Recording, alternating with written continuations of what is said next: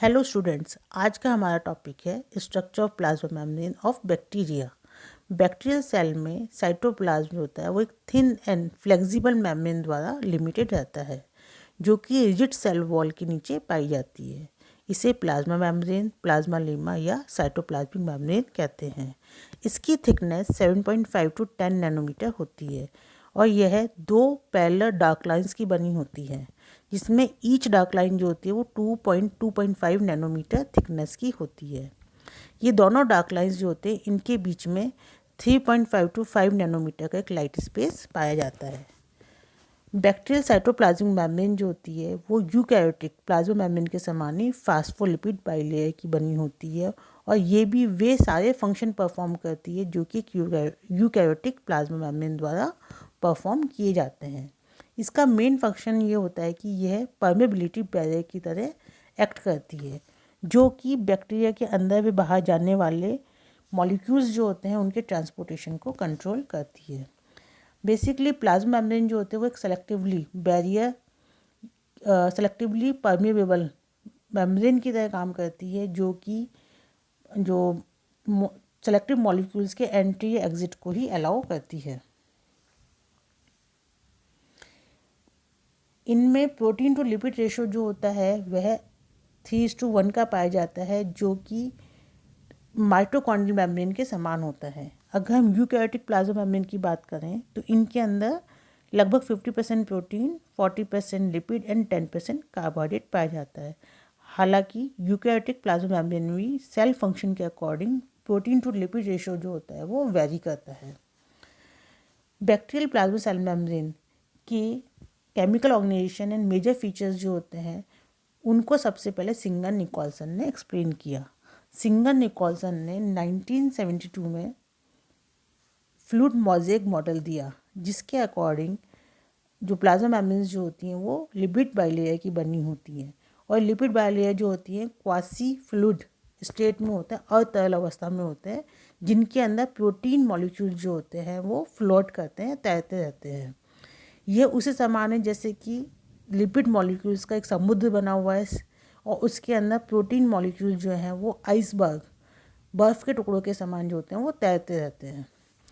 In lipid bilayer में जो lipid molecules जो होते हैं वो एम्फीफैटिक टाइप के होते हैं, मतलब इसमें दो पार्ट होते हैं, हाइड्रोफिलिक और हाइड्रोफोबिक। इनके जो एंड्स होते हैं वो पोलर एंड्स होते हैं, जो कि हाइड्रोफिलिक है और वाटर से इंटरेक्ट करते हैं, जो कि मेम्ब्रेन के इनर एंड आउटर पार्ट में पाए जाते हैं। और जो इनका बीच का पार्ट होता है जो मेम्ब्रेन के अंदर पाया जाता है वो नॉन पोलर टेल्स होते हैं, फैटी एसिड टेल्स होती हैं, जो कि हाइड्रोफोबिक होती हैं और वाटर में इनसॉल्युबल होती हैं।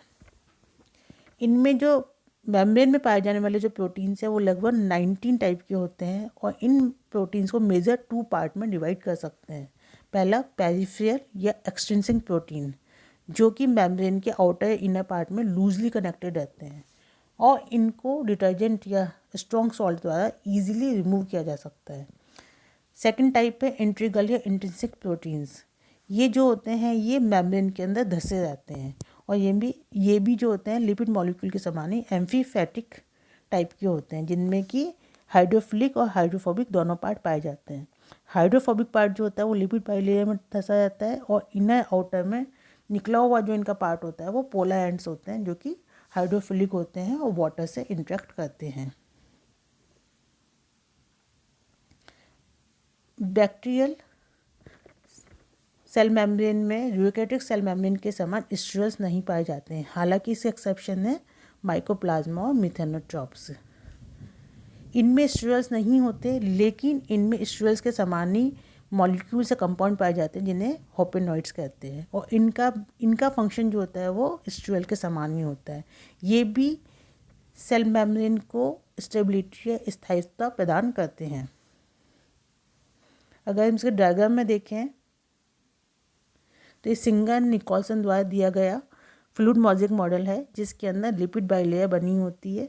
लिपिड बाइलेयर में लिपिड मॉलिक्यूल्स जो होते हैं वो 2 लेयर में अरेंज हैं।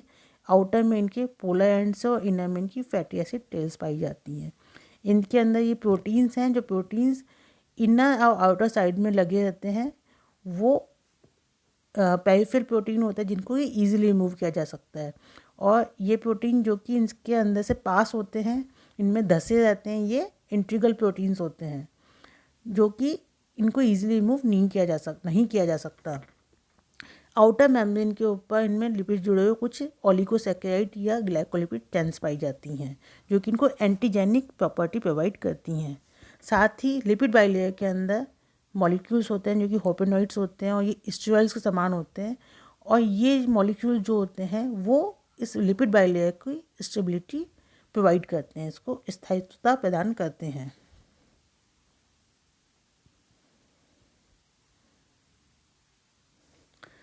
यूकैरियोट्स के समान बैक्टीरिया जो होते हैं उनमें भी फैटी एसिड्स की एक वाइड वैरायटी पाई जाती है।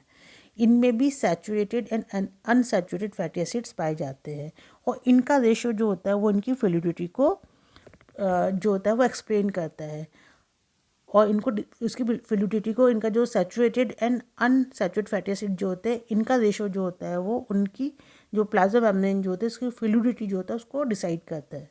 अगर सैचुरेटेड फैटी एसिड ज़्यादा होते हैं तो प्लाज्मा मेम्ब्रेन जो होती है उसकी फ्लूइडिटी कम होगी, वो रिजिड ज़्यादा होगी।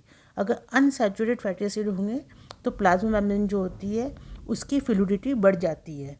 और बैक्टीरिया जो होते हैं उनमें फैटी एसिड जो होते हैं उनमें एडिशनल मिथाइल हाइड्रोक्सियन साइक्लिक ग्रुप पाए जाते हैं, और इनमें एक कैपेसिटी भी पाई जाती है कि अकॉर्डिंग टू टेम्परेचर चेंज ये अपने फैटी एसिड जो होते हैं उनको मॉड्यूलेट कर सकते हैं, चेंज कर सकते हैं, जिससे कि अकॉर्डिंग टू टेम्परेचर ये उसकी फ्लूइडिटी को मेंटेन कर सके।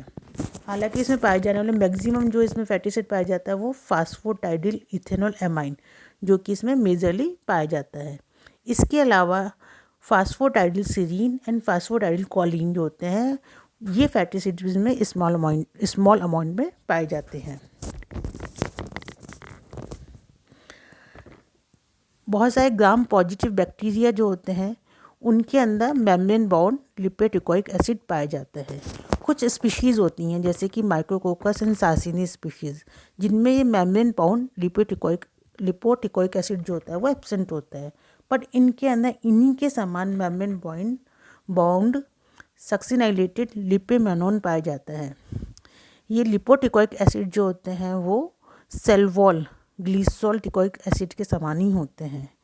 ये दोनों ही membrane bound lipoteichoic acid and membrane bound succinylated lipomannan जो है वो सेल सरफेस के ऊपर एज ए एंटीजन डिटेक्ट किए जाते हैं। जब भी बैक्टीरिया जो होता है किसी होस्ट सेल में या टिश्यू में जाता है या होस्ट बॉडी में जाता है तो उस बॉडी के इम्यून सिस्टम द्वारा एज ए एंटीजन डिटेक्ट किया जाता है।